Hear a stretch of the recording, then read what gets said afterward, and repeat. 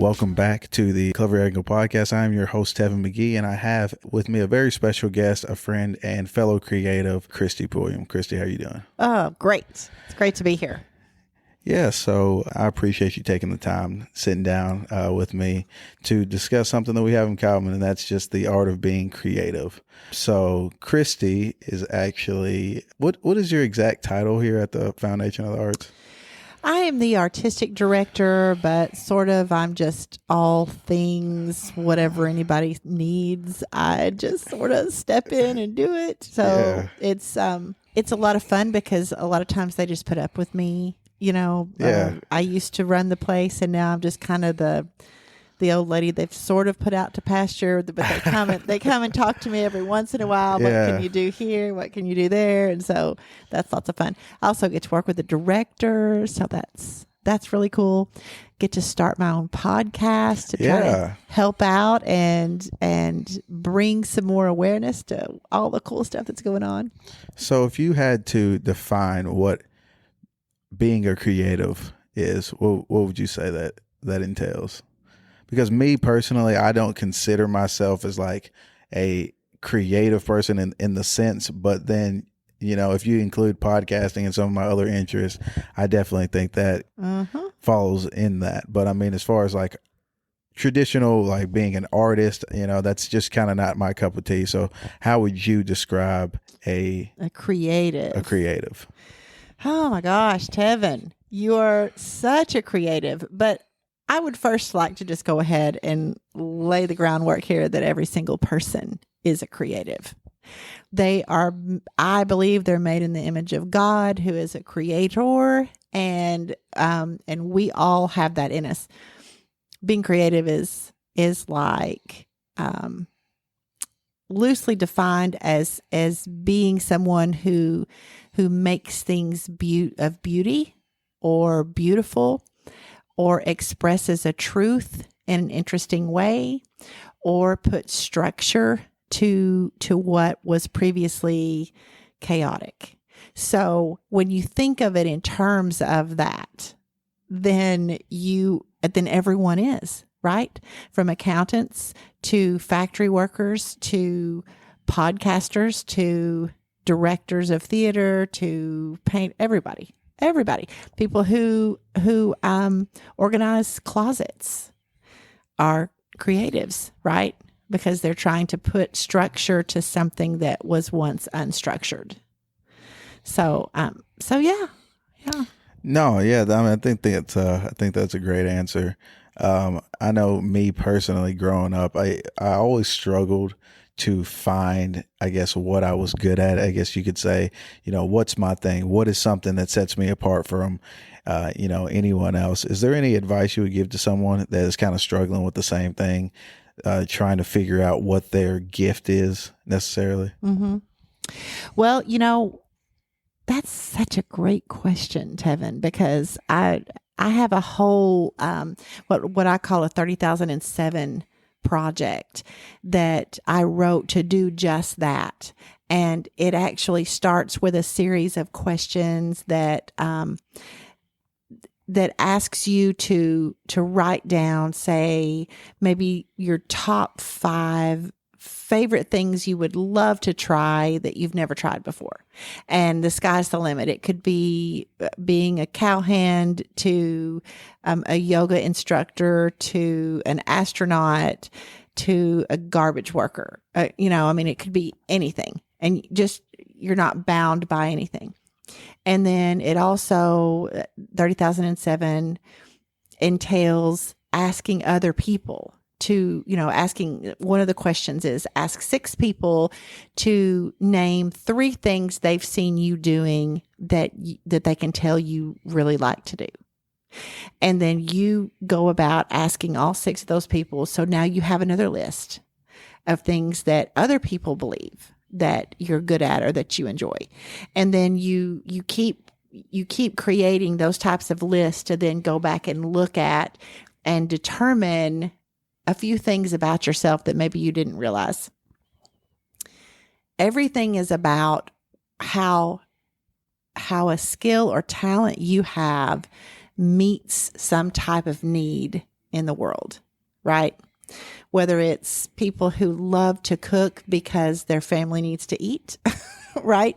Or it's that you really enjoy running and you also have a need to meet, you enjoy meeting other people's needs. Something like that would be like I don't know, a first responder, or, so you have all kinds of ways to answer these questions and then be able to look at it and assess really who you are and what are the things that you really love that you're passionate about. And so my 30,007 project, it takes 7 weeks to go through it. And the first 3 weeks is just that. Is just looking at all of your skill sets, your talents, your passions, the things that trigger you. And you're asking other people what they think. You're thinking about what you really believe. And then you're putting all that information together to come up with a plan for yourself to become more creative and to actually do what you love to do with your life. That's awesome. You should do that. I should totally bring you my 30,007. Definitely. It's funny that you said that, because as soon as you said that question about like what are 5 things that you would want to try, instantly I tell everybody this. One thing I've always wanted to do is ride in a hot air balloon. No kidding. I've always wanted to do that. I'm like, if I have anything on my bucket list, I want to go in a hot air balloon. Oh my gosh. Well, that should be easy. We should just do a little research. Oh, absolutely. But find where there's going to be one in the next 6 months and just schedule it out. Yeah, definitely. But I mean, I've thought about that since I was a kid. So when you said that, I was like, that would definitely be one of the things that I would want to. And how does that kind of play into, once you do that, what is that going to mean? Like, does that mean that you love heights, that you love the experience of being up and see? Yeah. See, so to me, I've always been, it's kind of similar to Ash, where I'm kind of like set in my certain ways. Like I thrive off of routine. Mm-hmm. And to me, that would just be kind of breaking out of that mold and doing something that I'm kind of uncomfortable with. I really don't like heights, but I don't know what excites me about the hot air balloon. Like I've never actually been on a plane or anything like that. Mm-hmm. So, but I've always wanted to do that. I've always wanted to, Are you a 6? I am a 6. Mm-hmm. I am a 6. Mm-hmm. Okay. Yeah, that makes a lot of sense to me. It does. Well, I have a license to teach the Enneagram, and I'm getting another one. I'm working on it again because I love the Enneagram. I know Destiny loves the Enneagram. Absolutely. Yes. She and I should talk. Yes. I didn't know that about you. That's very interesting that you have a license to teach the Enneagram. Yes. But I'm getting a further license because I want to, this particular license has a coaching component in it that the other one really didn't. And so that's really fun. But you being a 6, it makes all the sense in the world. And it makes sense to me that you would have that drive to ride in a hot air balloon, because that is it's a controlled situation. Yeah. And yet it still is something that is exciting. You're probably a counterphobic 6. Absolutely. We talk about this all the time, me and my wife. Really? Yeah, I'm definitely a counterphobic. I'm very skeptical of a lot of things. Yes. And I was like, man, I don't really believe putting myself in a box, but the Enneagram does a good job at expressing things about myself that I didn't really, know how to put in words myself. Yes. Because the Enneagram is really not a personality test. Yeah. It's really a discussion of your intentions, of what your spirit desires, that you were probably born with. At least it was formed within the first 10 years of your life. So that's really interesting to me, and it makes all the sense in the world. A hot air balloon. And a counterphobic 6, of course, you're going to go toward what you're afraid of. Yeah. And so that's Ash too. That's why I feel like he's probably a 9, because I see so much 1 in him. But he definitely leans into his 6, especially when he feels some anxiety, or Yeah. yeah. Yeah. Um, I always tell people that my spirit animal is a turtle because it has a strong exterior, Mm-hmm. but it's very easy to be able to retreat into that safety net and feel comfortable in that, which is one reason why I kind of wanted to start a podcast. I actually talked about starting a podcast 5 years before I actually started a podcast. Like back when I was waiting tables at Outback, I was like, yeah, you guys are going to listen to my podcast one day. And through that entire stint of me working there, I never did. And then I don't know, something clicked and I was like, you know what, I'm going to go for it. It's not really about like turning a profit or making people listen to it. It was more about, I'm going to accomplish this for myself because it's something that I feel like I've been called to do. And I really enjoy talking to people and getting to know different people's stories and talking about, things of similar interest. And I've just always been fascinated by the idea of having my own podcast. Yeah.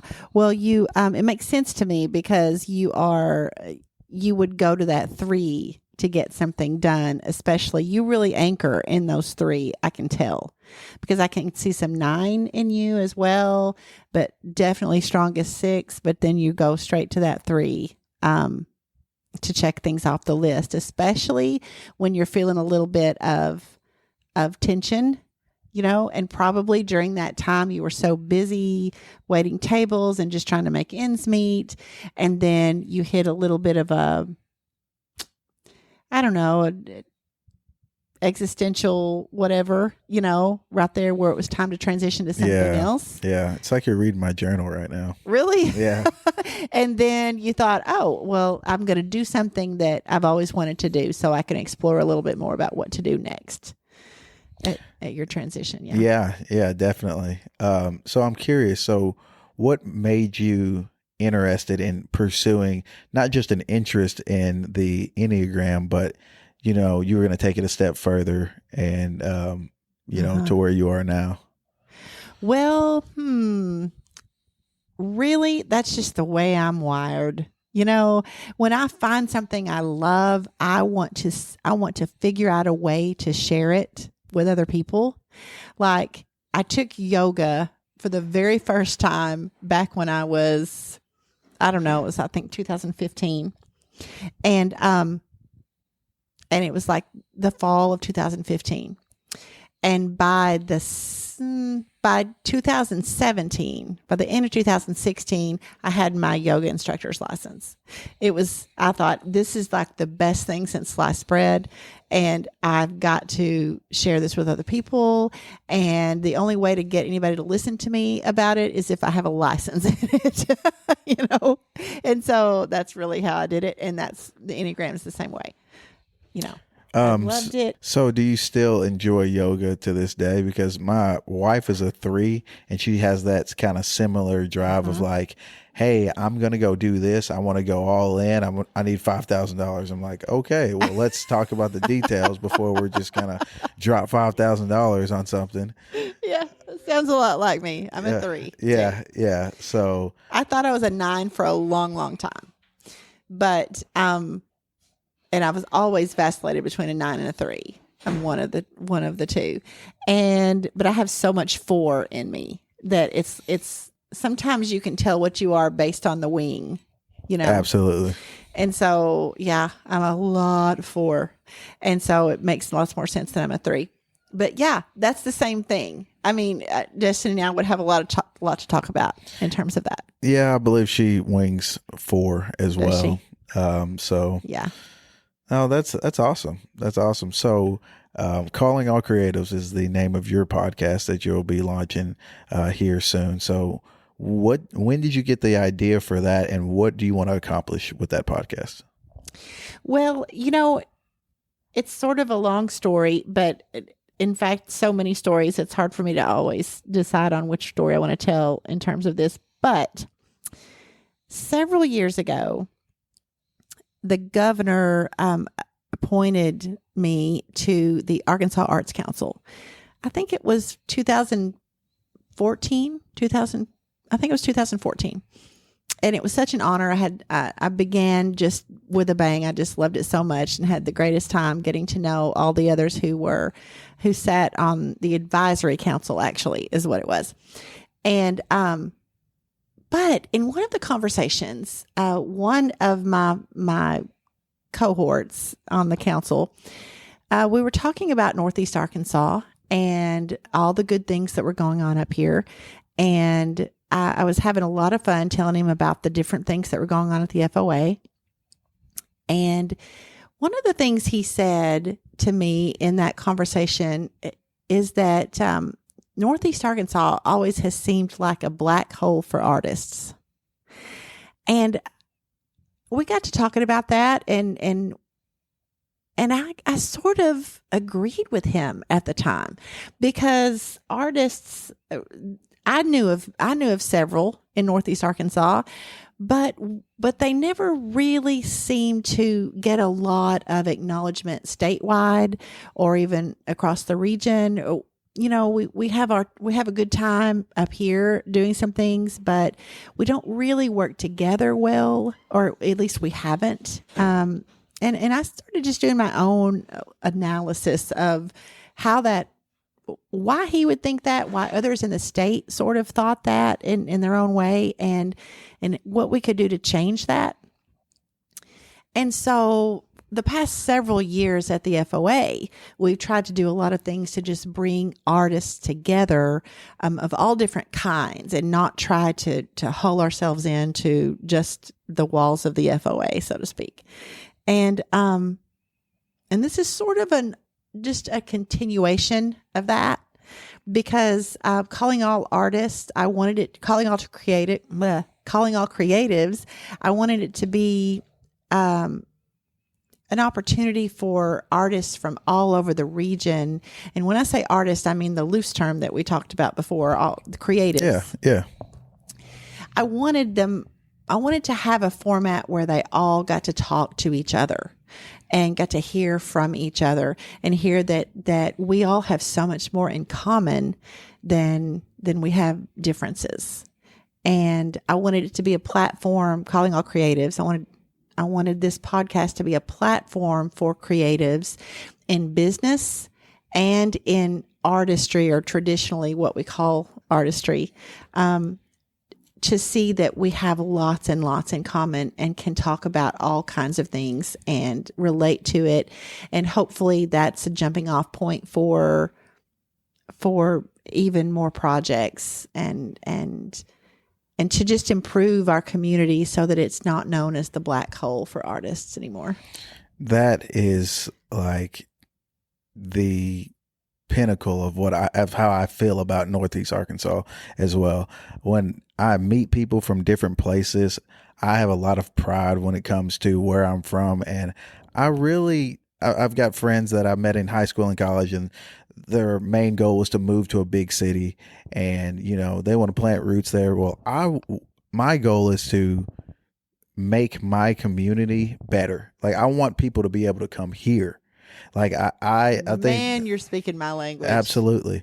I feel like that, you know, you can travel to all these other places, but I just think that Arkansas, but, you know, more so Jonesboro, Northeast Arkansas, like, I think it's a great place, and I want it to be a place where people want to be. Mm-hmm. So just, you know, all of the things that have gone on, even since I was a kid, just, you know, more entertainment opportunities and, more things for people to do, just, you know, recreationally, is something that I take a lot of pride on. And, you know, anytime I see something that's coming to Jonesboro or within a short distance of my home, I really enjoy that.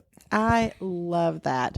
It's also just hearing you say that, I don't know. I mean, I've been around here a long time. I feel like I'm an old lady, and I've heard people talk, you know, and it does seem to fall into two categories.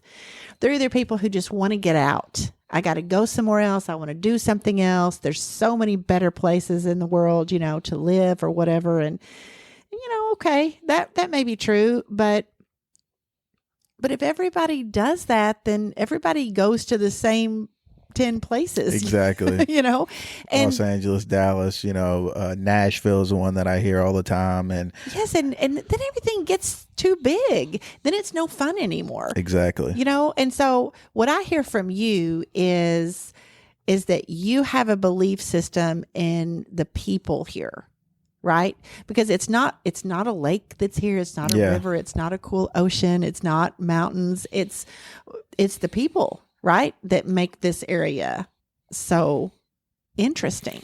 Absolutely. And a lot of that comes from, I guess, my sixth nature, because I even have like a deep rooted love for my neighborhood. Like, even the thought of like, we've looked at other houses, like, and I'm like, no, I don't want to move out. I like my neighborhood. I like being, within walking distance of, multiple of my best friends. I like, the scenery. Like, I like this area of the city. And, I'm not quick to abandon ship on things like that. I'm like, if there's something that we want, like, let's do it to this house. Let's organize something in this part of town. But yeah, I think that is the coolest thing. Absolutely. I've always thought like that. Like, I love the fact that we have a D1 school here, Arkansas State. I love the fact that, that's my alma mater. My kids are getting to the age where they're getting of school age, and I want them to go to the school that I went to, and I'm still some of the teachers and educators that I had are still there, and I think that's just a great thing to be able to see the things that my parents instilled into me, that I get to instill them into my kids, and just take pride in where I'm from. Mm-hmm. Wow, that is so inspiring, because I think too, like, I think about what you guys do at Halloween just in your own neighborhood.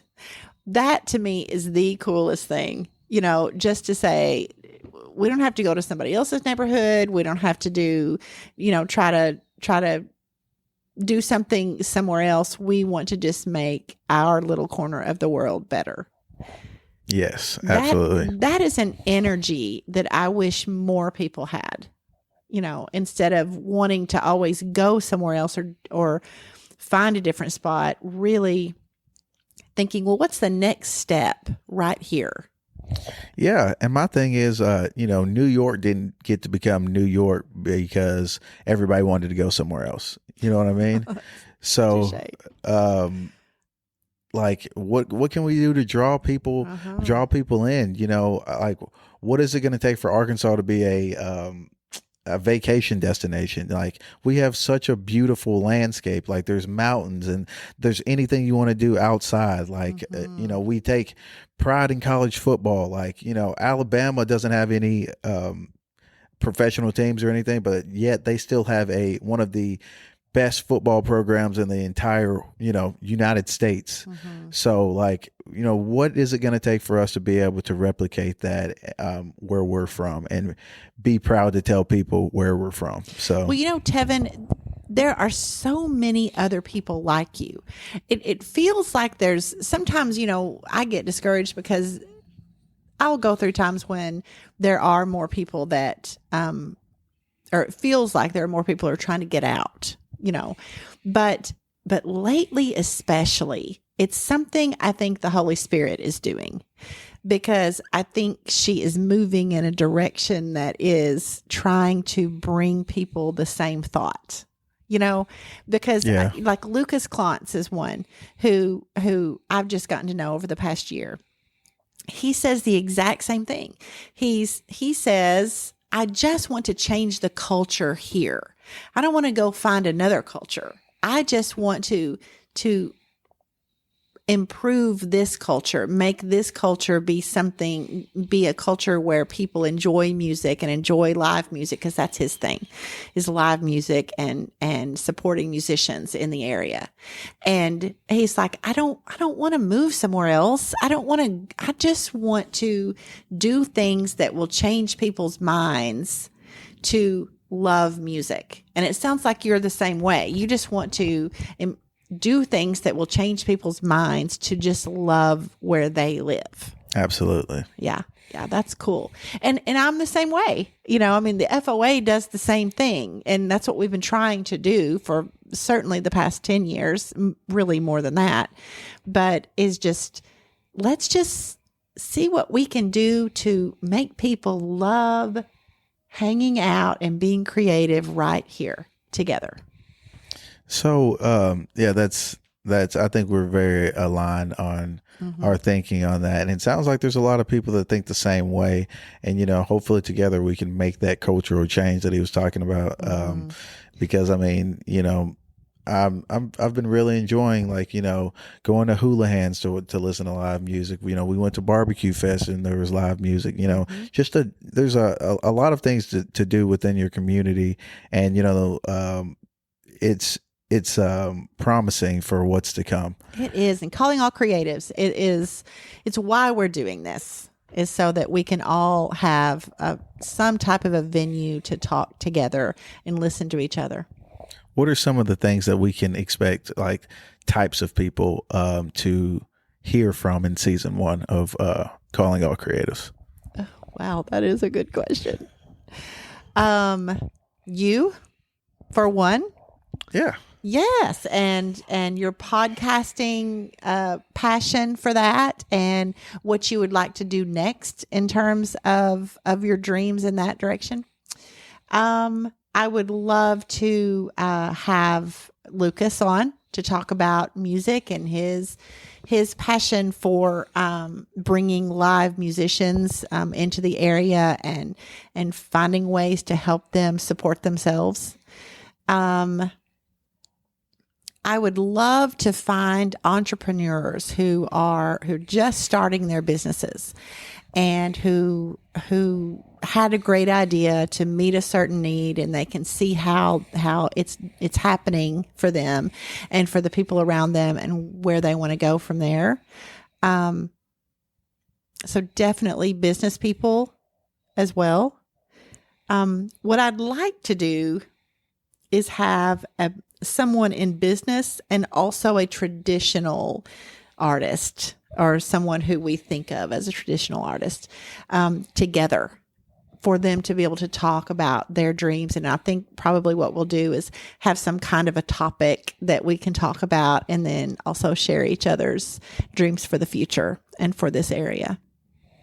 No, I think that's great. I love the roundtable discussion idea of bringing two people that are creatives in their own way, but expressing it differently. I think that's great. Maybe you can help me come up with the season 1 guests. Absolutely.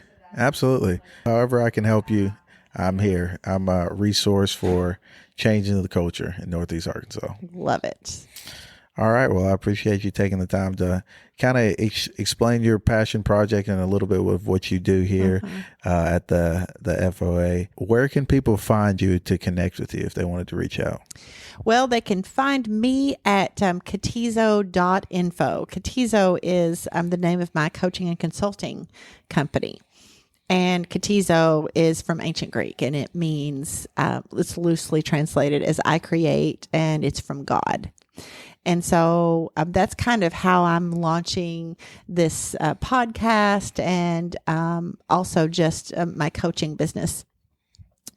If you want to get in touch with me and it has something to do with the FOA, I also work part-time still at the Foundation of Arts. And you can get a hold of me at Kristi, that's Kristi, at foajonesboro.org. All right. Well, I appreciate you sharing a little bit of your story, and hopefully we can have you on again to share how you got into all of this and kind of hear your origin story, if you will. So thank you. You're so kind. No, thank you. Thank you for sharing your time with us. And I look forward to season 1 of your podcast. Love it. Can't wait. All right, guys. Thank you for listening to another episode of The Clever Angle.